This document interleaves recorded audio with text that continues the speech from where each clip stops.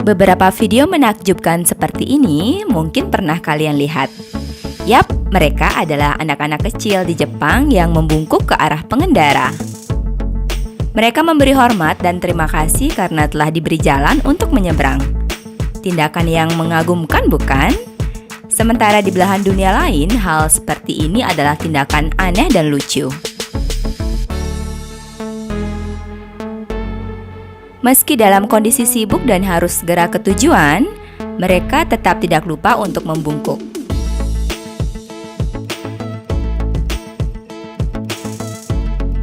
Tidak hanya itu, terhadap robot pun anak kecil di Jepang memberi hormat.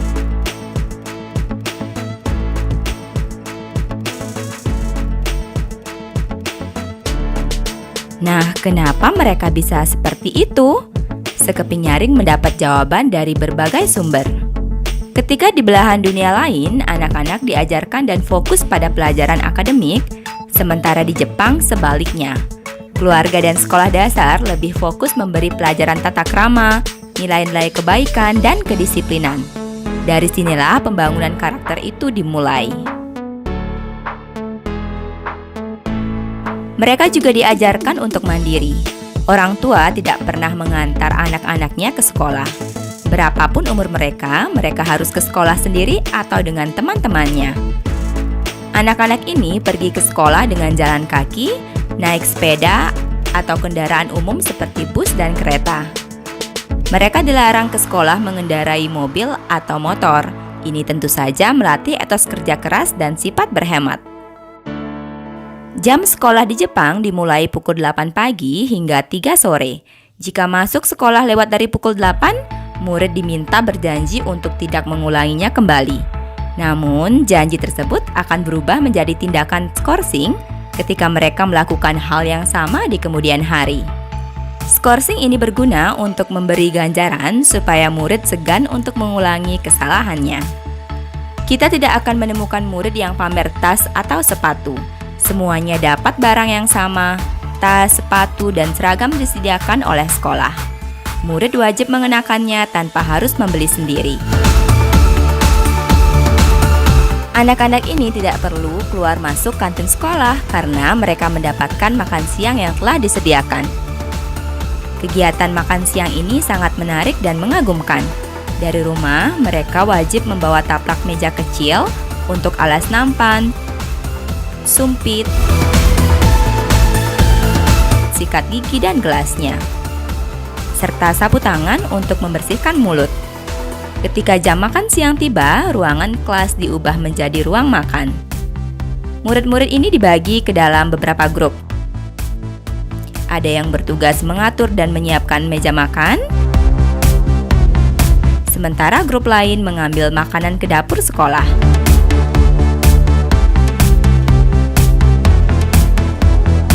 Setelah semuanya siap, ketua kelas didampingi guru membagikan makanan pada masing-masing murid dengan sama rata.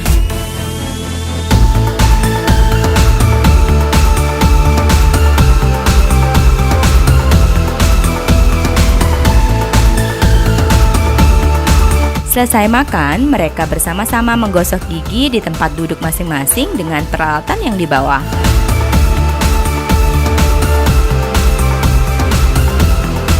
Mereka juga wajib merapikan alat-alat makannya, merapikan dan mengumpulkan sampah yang bisa didaur ulang, membersihkan piring, nampan, dan lain-lainnya dari sisa-sisa makanan.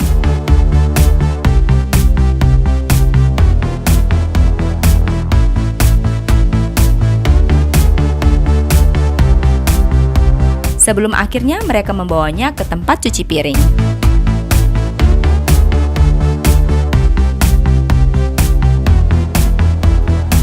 Sebelum mengakhiri jam sekolah, anak-anak ini wajib membersihkan ruangan kelasnya masing-masing.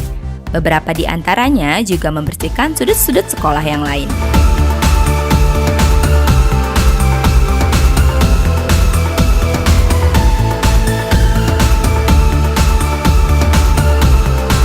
Sepulang sekolah, mereka masih punya waktu untuk membantu orang tua.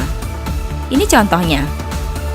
Kita lihat anak kecil ini pergi berbelanja ke supermarket dan sekaligus membuang sampah daur ulang di sana. Sendirian.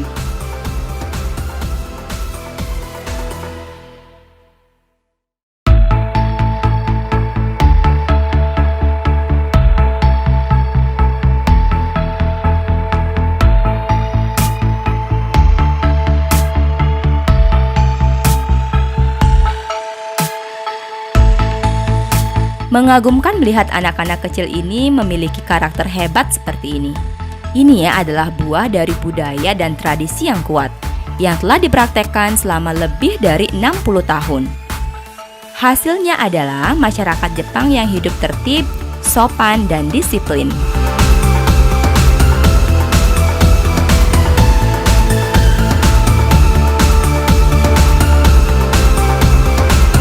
Di setiap sudut wilayah Jepang, kita bertemu dengan orang-orang yang mengantre dengan tertib, berjalan pada tempatnya, dan menghargai orang lain.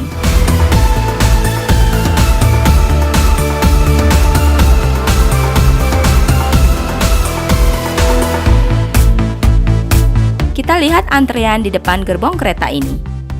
Meskipun di dalam kereta hanya menyisakan 1 atau 2 orang yang akan turun, tapi mereka tidak akan masuk kalau orang yang akan turun belum benar-benar habis.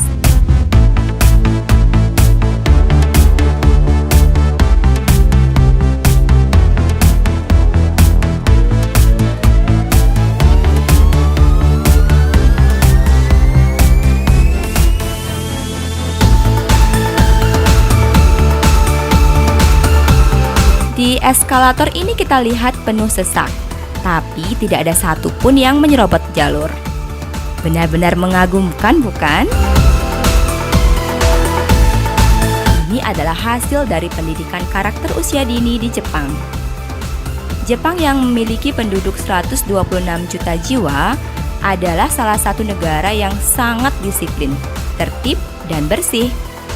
Dan juga salah satu negara yang tingkat kriminalitasnya sangat rendah. Ini membuktikan bahwa pendidikan karakter di rumah, sekolah, dan di masyarakat sangat penting.